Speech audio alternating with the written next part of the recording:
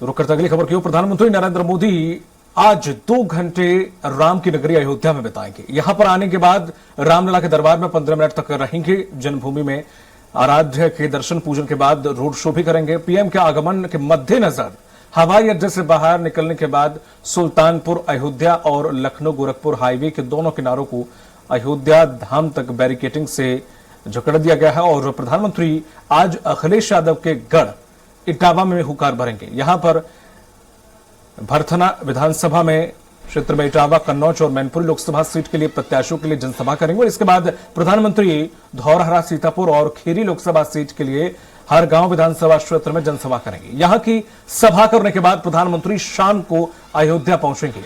प्रधानमंत्री वहां पर श्री रामलला के दर्शन करेंगे और इसके बाद सुग्रीव किला से लता मंगेशकर चौक तक रोड शो करके माहौल भी बनाएंगे। हमारे साथ लगातार बने हुए हैं अधिक जानकारी के लिए उत्तर प्रदेश संपादक राघवेंद्र त्रिपाठी जी। त्रिपाठी जी, आज प्रधानमंत्री नरेंद्र मोदी के कई खास कार्यक्रम और रैली अयोध्या में भी दमखम दिखाएंगे और साथ ही साथ अखिलेश के गढ़ इटावा में जनसभा करेंगे। क्या कुछ कार्यक्रम?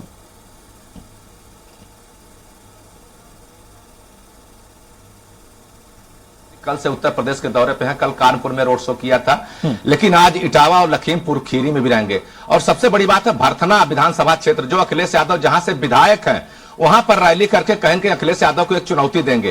क्योंकि भरथना इलाका, जो मैनपुरी का इलाका, इटावा का इलाका है, यादव बाहुल मुस्लिम बाहुल इलाके हैं। यहाँ पे समाजवादी पार्टी की पकड़ अच्छी है, तो कहीं कहीं उनकी पकड़ में भी सेल लगाएंगे। और सबसे बड़ी बात, सबकी नजरें लगी है अयोध्या को लेके। रामलला का प्राण प्रतिष्ठा के बाद जिस तरह से अयोध्या चर्चा में आया है, प्राण प्रतिष्ठा का न्योता जिस तरह से इंडी गठबंधन के लोगों ने ठुकराया था, किसी ने सहभागिता नहीं निभाई थी, उसके बाद भारतीय जनता पार्टी, खासतौर से प्रधानमंत्री मोदी, अमित शाह और योगी लगातार हमलावर हैं। और कांग्रेस में इसको लेकर फूट भी पड़ी। रोहन गुप्ता, गौरव वल्लभ पटेल प्रवक्ता आज इसी मुद्दे को लेकर कहीं कहीं कांग्रेस को भी छोड़े थे।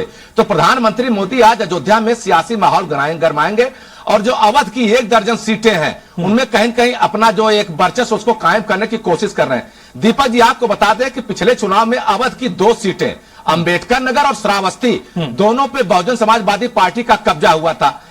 अंबेडकर नगर से रितेश पांडे चुनाव जीते थे, जो इस चुनाव में भारतीय जनता पार्टी के प्रत्याशी हैं। इसी तरह से श्रावस्ती में भी बहुजन समाज पार्टी का सांसद जीता था, लेकिन वह पाला बदलकर समाजवादी पार्टी के खेमे में जा चुका है। और वहां से नृपेंद्र मिश्रा के बेटे साकेत मिश्रा चुनाव मैदान में है। तो अवध की यह जो रैली है, जो यह रोड शो है, कहीं न कहीं पूरे अवध में एक संदेश देगा। और सबसे बड़ी बात है, अवध के अंदर ही कैसरगंज सीट भी आती है। और कैसरगंज सीट को लेकर, ब्रजभूषण शरण सिंह को लेकर जिस तरह से विवाद हुआ था, पूरे देश में हंगामा मचा था, महिला खिलाड़ियों ने यौन शोषण के आरोप लगाए थे।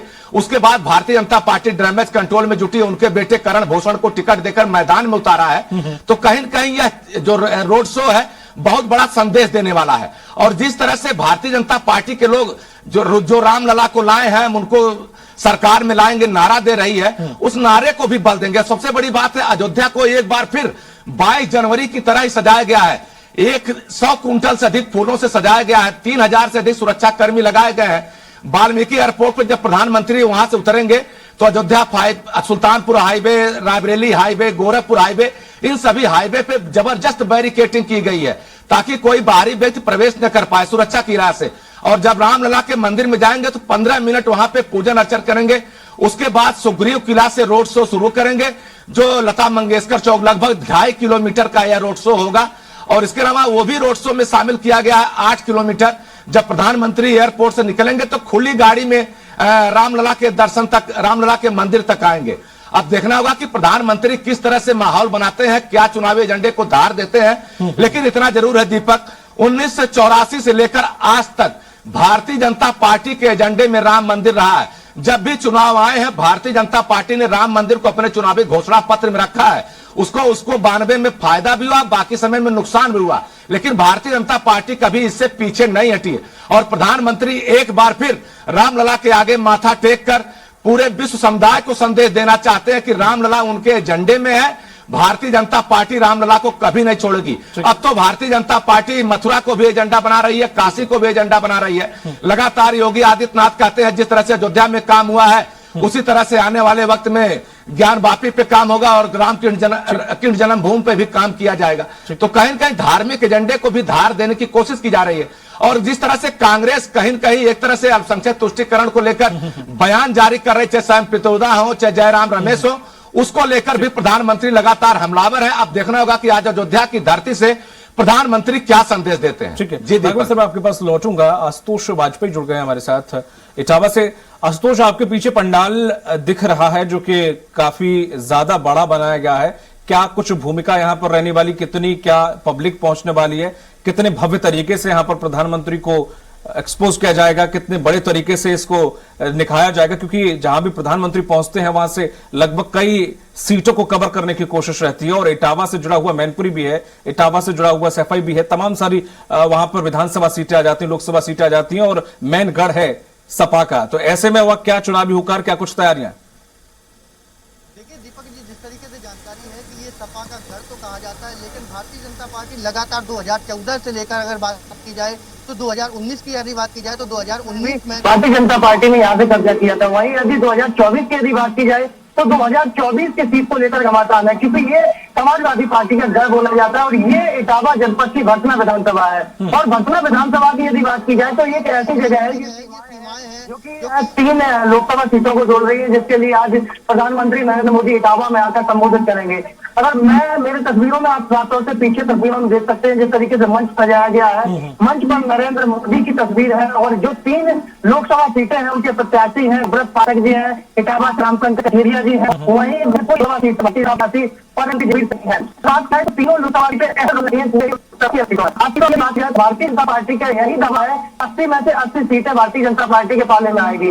वहीं कुछ दिनों पहले शिवपाल सिंह यादव जो कि समाजवादी पार्टी के महासचिव हैं, उनके द्वारा एक बयान दिया गया था कि उत्तर प्रदेश में 80 में से 60 सीटें यहाँ पर आएंगी। तो देखा जा रहा है कि इटावा से लेकर मैनपुरी से लेकर कन्नौज तक सभी में भारतीय जनता पार्टी का जो इस समय दबदबा है या फिर कहें समाजवादी पार्टी का ये घर है जिस पर कब्जा करने की कोशिश है, वो लगातार जारी है। ऐसे में प्रधानमंत्री मोदी आज इटावा के भटना विधानसभा में आ रहे हैं। वहीं यदि मैनपुरी सीट की यदि बात की जाए तो मैनपुरी सीट से समाजवादी पार्टी के राष्ट्रीय अध्यक्ष अखिलेश यादव की पत्नी डिंपल यादव चुनावी मैदान में है।